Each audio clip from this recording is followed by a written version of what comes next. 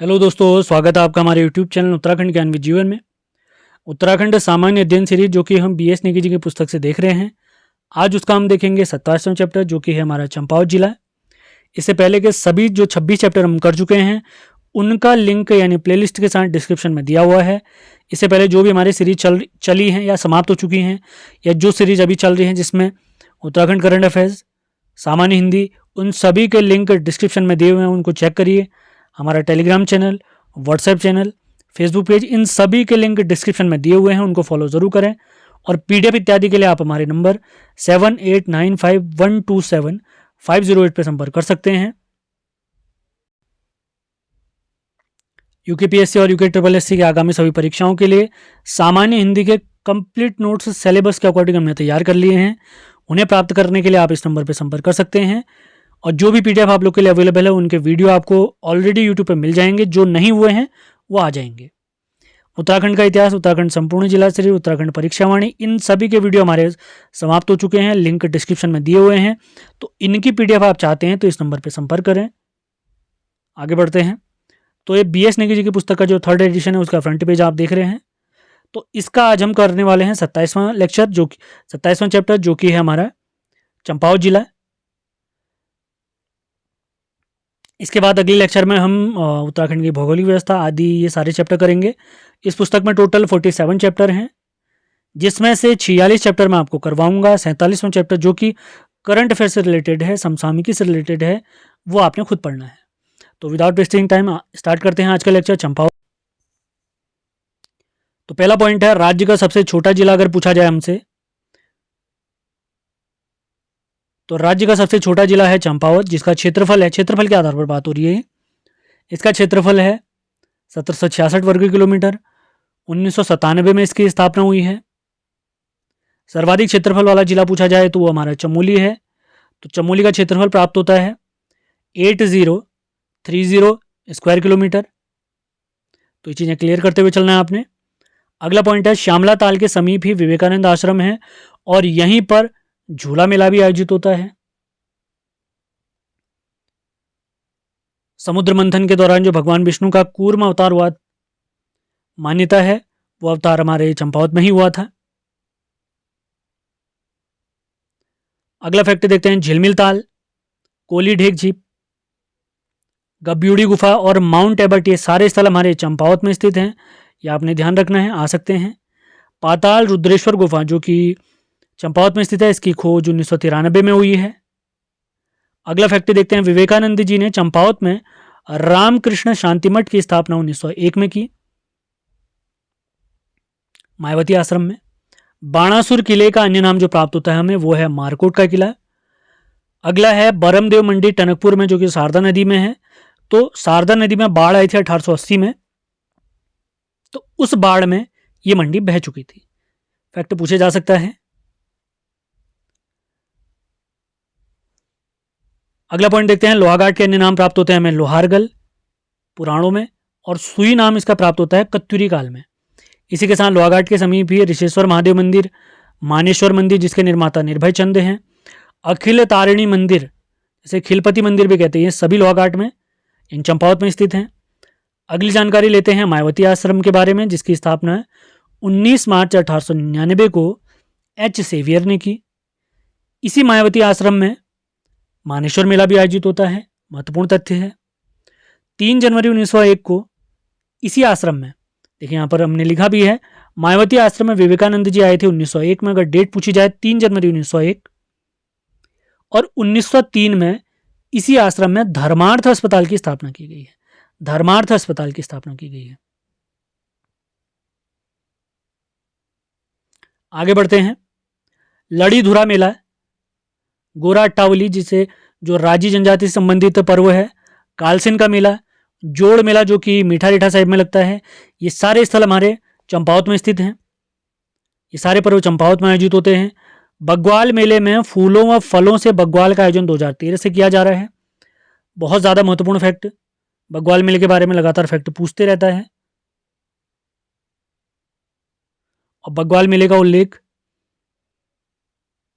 ई Sharman Oakley ने अपनी पुस्तक में किया हुआ है, मोहली हिमालय में। हिंगला देवी मंदिर में 4 फीट की कूर्म शिला भी स्थित है। महत्वपूर्ण तथ्य, हिडिंबा देवी मंदिर, घटोत्कच मंदिर, ये सारे स्थल हमारे चंपावत में स्थित हैं। खेतीखान सूर्य मंदिर में दीप महोत्सव का आयोजन होता है। काफी महत्वपूर्ण तथ्य हो सकता है, पूछा जा सकता है किस मंदिर में दीप महोत्सव का आयोजन होता है, तो आपने याद रखना है। बालेश्वर मंदिर के निर्माता हैं जगन्नाथ मिस्त्री। एक हत्या नौला जिसे बावली भी कहते हैं, इस नौले का निर्माण जगन्नाथ मिस्त्री और इनकी बेटी कस्तूरी ने किया है। अगला देखते हैं फटक शिला मिला, झूठा मंदिर और रुक्मणी नौला, गोलचोड़ किला, ये सारे हमारे स्थल चंपावत में स्थित हैं। बाराही धाम, जहां पर हमारा बग्वाल मेला आयोजित होता है, देवीधुरा मेला, बाराही धाम के समीप जो शिलाएं हैं उसमें है रणशिला, जिसका अन्य नाम भीमशिला प्राप्त होता है। इसी के साथ इसी के पास में वाराही शिला भी है। शारदा नहर का निर्माण 1928 में बनबसा में किया गया है। इसी के साथ श्यामला ताल, स्वामी ताल, सूखा ताल, ये सभी स्थल हमारे चंपावत में स्थित है।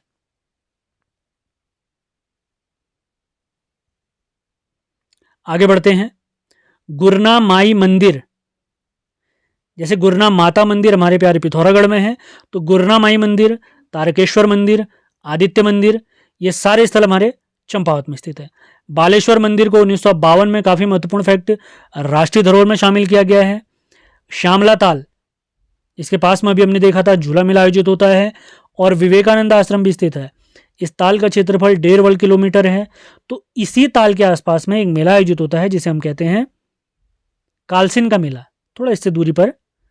अगला देखते हैं, 1857 के दौरान उत्तराखंड के प्रमुख क्रांतिकारी थे कालू सिंह मेहरा जी, जिन्होंने अपनी क्रांतिकारी घटनाएं चलाने के लिए अंग्रेजों के विरुद्ध क्रांतिवीर नामक एक संगठन बनाया था। तो इनका जन्म 1831 में बिसुंग गांव में हुआ है।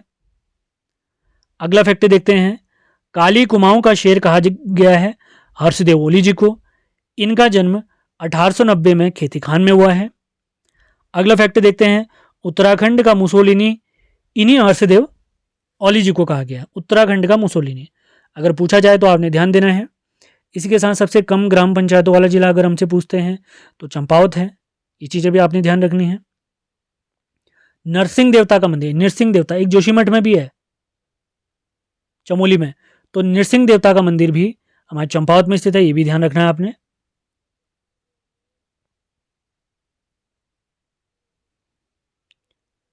अगला फैक्ट देखते हैं, रानी का चबूतरा नामक स्थल, एबर्टमन पर्वत, गौरी डैम, तो ये सारे स्थल चंपावत में स्थित हैं।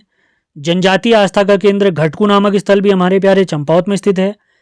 एड़ी देवता, जिन्हें एड़ी देव भी कहते हैं या एड़ी देव भी कहते हैं,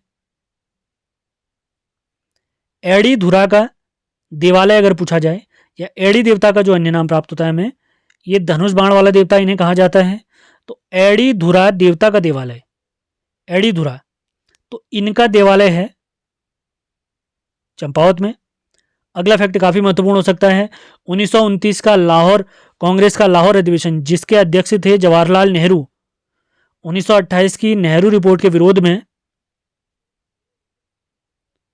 कांग्रेस के जो युवा नेता थे या गरम दल के जो नेता थे, जिसमें हमारे सुभाष चंद्र बोस जी, जवाहरलाल नेहरू जी थे, उन्होंने कांग्रेस छोड़कर एक नई पार्टी बनाई थी। बाद में जब 1929 में कांग्रेस का अधिवेशन होता है लाहौर में, तो उसकी अध्यक्षता की थी जवाहरलाल नेहरू जी ने।